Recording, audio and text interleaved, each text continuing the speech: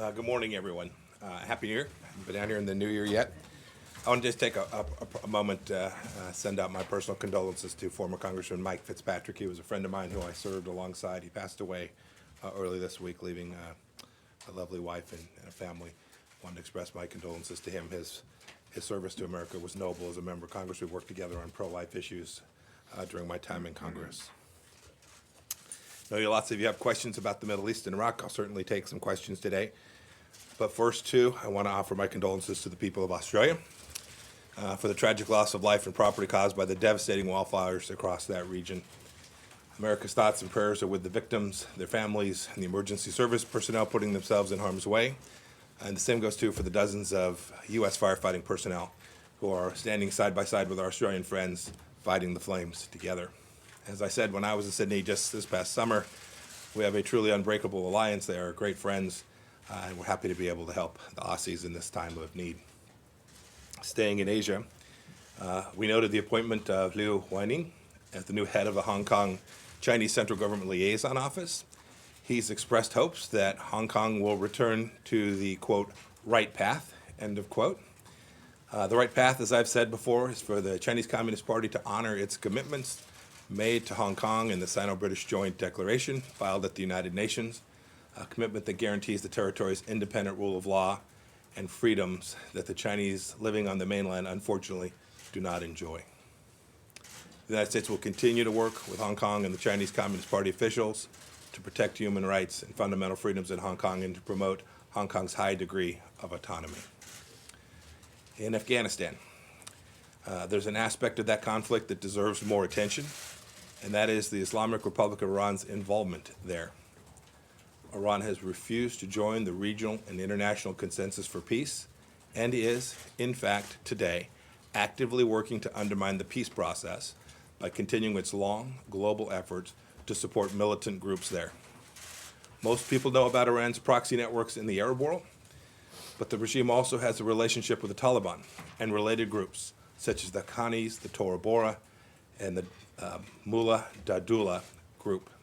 The Taliban's entanglement in Iran's dirty work will only harm the Afghanistan peace process. A couple of items here in the hemisphere. In Venezuela, I want to thank and congratulate Juan Guaido on his re-election as the president of Venezuelan National Assembly, a legitimate re-election by a quorum of 100 deputies. The Maduro regime's campaign of arrests, intimidation, and bribery could not derail Venezuelan democracy, nor could its use of military forces to physically bar the National Assembly from accessing the Parliament building. I applaud how Venezuela's political parties came together to support Guaido's re-election. The United States will continue to support President Guaido and the Venezuelan people, and we will continue to rally all other freedom-loving nations across the globe to do that same thing. We support the Venezuelan people because we believe the Western Hemisphere should be a hemisphere with freedom everywhere. I also want to highlight the work of the OAS, which has been an instrumental tool in moving the region in that direction. It's an example of truly outstanding, effective multilateralism. Secretary General Luis Almagro is the leader we need for the OAS to continue proactively addressing the central challenges facing the region, promoting democracy, upholding human rights, advancing security, and fostering economic development throughout it. I have more to say about the OAS and the multilateral reform in the coming weeks. On the theme of basic freedoms, I want to commend members of Bahrain's Council of Representatives for their January 2nd statement, in which they expressed deep concern over the inhumane and painful conditions to which Uyghur Muslims in China are subjected. Bahrain is recognizing what I've been saying for months. The Chinese Communist Party is committing mass human rights violations and abuses against Uyghurs, ethnic Kazakhs, Kyrgyz, and other Muslims held in detention in Xinjiang. We're happy with what Bahrain did, and we ask all countries, particularly those belonging to the Organization of Islamic Cooperation and the Arab League, to denounce the Chinese Communist Party's brutal treatment of Uyghurs, which is part of the party's broader war on faith. Moving to Europe. As many of you know, Prime Minister Mitsotakis is in town this week. I'm looking forward to welcoming him here. I'll be with him today at the White House alongside President Trump. I also want to announce that our Undersecretary for Political Affairs, David Hale, will be traveling to Brussels later this week, where we'll have conversations with 28 European counterparts. This is a recurring meeting that happens about every 6 months. This particular gathering is important because it immediately precedes an EU foreign ministerial on Iran that has just been scheduled. And it shows, too, once again, our close cooperation with our European partners on issues of mutual concern.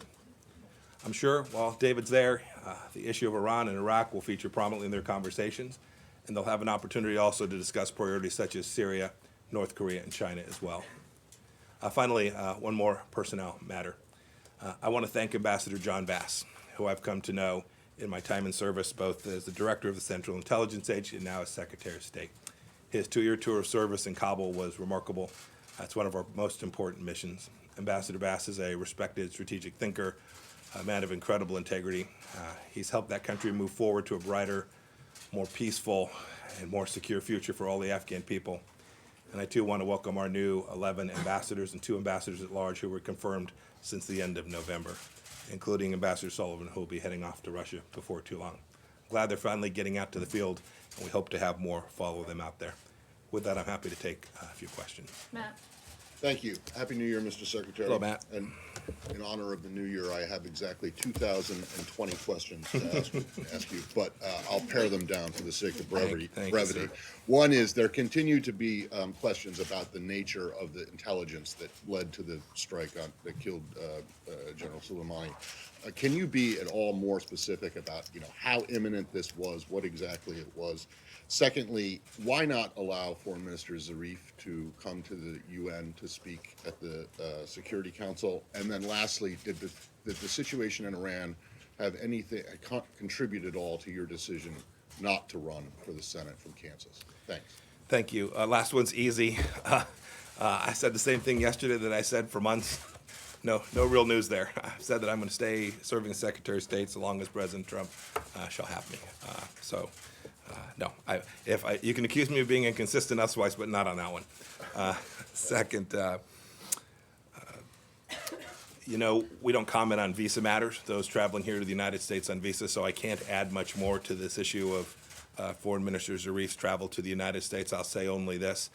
We will always comply with our obligations under the UN requirements and the headquarters agreement, and we will do so in this particular instance and more broadly every day. And finally, there's been much made about this question of intelligence and imminence. I answered it multiple times on Sunday. I'm happy to walk through it again. Anytime a president makes a decision of this magnitude, there are multiple pieces of information that come before us. We presented that to him in all its broad detail. We gave him all the best information that came not only from the intelligence community, but for those of us who have teams in the field. We evaluated the relevant risks and the opportunity that we thought might present itself at some point. And we could see clearly that not only had Soleimani done all of the things that we have recounted, right? Hundreds of thousands, a massacre in Syria, enormous destruction of countries like Lebanon and Iraq, where they've denied them sovereignty, and the Iranians have really denied people in those two countries what it is they want, right? Sovereignty, independence, and freedom. This is all Soleimani's handiwork. And then we'd watch as he was continuing the terror campaign in the region. We know what happened at the end of last year in December, ultimately leading to the death of an American. So if you're looking for imminence, you need to look no further than the days that led up to the strike that was taken against Soleimani.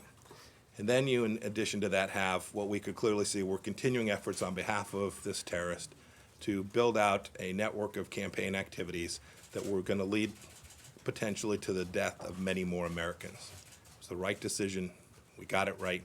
The Department of Defense did excellent work, and the president had a entirely legal, appropriate, and a basis, as well as a decision that fit perfectly within our strategy and how to counter the threat of malign activity from Iran more broadly. Kira. Hey, Mr. Secretary. Yes, ma'am. Two questions, if you don't mind. Iran's Foreign Affairs Minister Zarif granted an interview saying that Soleimani was on a diplomatic visit to Iraq, that the U.S. strike to take him out was state terrorism, that President Trump has prepared to commit war crimes, and that Iranians are enraged. First, that's the first question. I'd like your reaction to that. Second question. President Trump has indicated that Iran's cultural sites could be targeted. Is that true? Are they on the target list? And if so, do you consider that a war crime? So, let's see. So, Zarif's statement His first statement that is Soleimani was traveling to Baghdad on a diplomatic mission. Anybody here believe that? Is there any history that would indicate that it was remotely possible that this kind gentleman, this diplomat of great order, Qasem Soleimani, had traveled to Baghdad for the idea of conducting a peace mission? I made you reporters laugh this morning. That's fantastic. We know that wasn't true. We not only know the history, we know in that moment that was not true. Zarif is a propagandist of the First Order, and most of what you suggested in his text message or email or message that you laid out there was indeed Iranian propaganda. It's not new. We've heard these same lies before.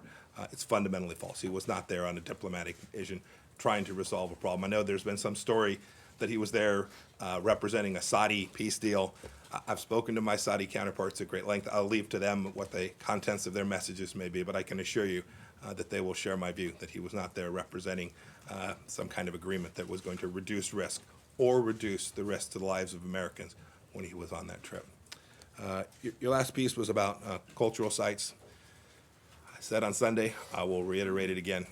Every target that's being reviewed, every effort that's being made will always be conducted inside the international laws of war. Seen it. I've worked on this project, and I'm very confident of that. David Brenstrom? Thank you. Mr. Yes, sir. Secretary, it's an election year, and you're now facing two nuclear-related crises with Iran and North Korea. Are you optimistic about resolving either of those without them sort of blowing up, so to speak, at inopportune moments? And on the Iran front, Iran's breakout time when you came into office was considered to be about a year. Is it now longer or shorter? I'll leave it to the intelligence team to talk to you about the details of Iran's breakout time for the moment. But President Trump could not be more clear. On our watch, Iran will not get a nuclear weapon. And as we came into office, Iran was on a pathway that had been provided by the nuclear deal, which clearly gave them the opportunity to have those nuclear weapons. We won't let that happen. As for the first question, which was more broadly, what President Trump laid out in his national security strategy with respect to both North Korea and Iran is the plan that we have executed, the strategy that we have executed for this past 3 years.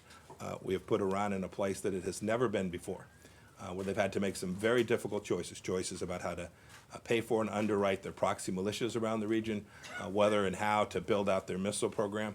This is a flip from where we were 8 years before. It's not political. Previous administration made a different choice. They chose to underwrite and appease. We have chosen to confront and contain. Those are different strategies. We believe ours is successful, and we ultimately believe it will be successful at making Iran behave like a normal nation. We'll deny them the capacity to build out their nuclear program and threaten not only Americans and our lives to keep Americans safe, which is our mission set, but also to create and enhance stability throughout the Middle East. We're confident that that's the case. North Korea, which you asked about, we still are hopeful that we will be able to head down a path. I was here with you all in December sometime when there was lots of talk about what might happen at the end of the year. We've not seen that yet. We still remain engaged and hopeful that we can have a conversation about how to get the denuclearization that Chairman Kim promised to President Trump back in 2018. Take one more. Okay, James? Thank you very much, Mr. Secretary. Two quick things here on the Soleimani strike. Since the Trump administration withdrew the United States from the Iran nuclear deal, about 2 years ago or so, the Trump administration has said repeatedly that it is pursuing against Iran a maximum pressure campaign. First question, the Soleimani operation, was that part of the maximum pressure campaign? Do you have a second one? Yeah, we'll come back to it. If you just ask them both, then I'll tackle them both To your together. knowledge, was any legal counsel in the executive branch consulted for his or her input surrounding the legal aspects of the strike prior to its execution? You know, I'll leave to others to comment on that, but I can say as a pattern and practice, I have never seen this administration engage in an activity of this nature without a thorough and complete legal review of what the bases would be if the president were to make a series of decisions. Often the lawyers review all of the options that are being presented. to the President of the United States in advance of them being presented, such that every option that is presented to him has been fully vetted through the legal process. I'm confident that that was the case here, although I don't have specific knowledge of that. I'm confident that that was the case. Second, you asked about the scope of the strategy and the maximum pressure campaign that we've had in place. It has a diplomatic component, it has had an economic component, and it has had a military component. And what you have seen over the course of these past, May 2018, when we withdrew from the Iran nuclear deal, you've seen us execute that with enormous vigor and energy. You've seen it diplomatically. We've built out coalitions around the region with the Israelis, with the Gulf states, on certain files, on the missile file and on the terror file with our European partners as well, not just the E3. Go back and look from May of last year. Go look at the statement that was made in Warsaw, a united statement centering the instability in the Middle East on the Islamic Republic of Iran. We've got a coalition now in the Straits of Hormuz. We've diplomatically isolated the Iranian regime. Second, economically, we've all seen the sanctions put in place. It's now over some 1,000 sanctions. We've watched the regime struggle to figure out how it was they were going to make it through 2020. They've got a budget that will fall short by a significant amount in 2020 as a direct result of the pressure that we've put on the regime.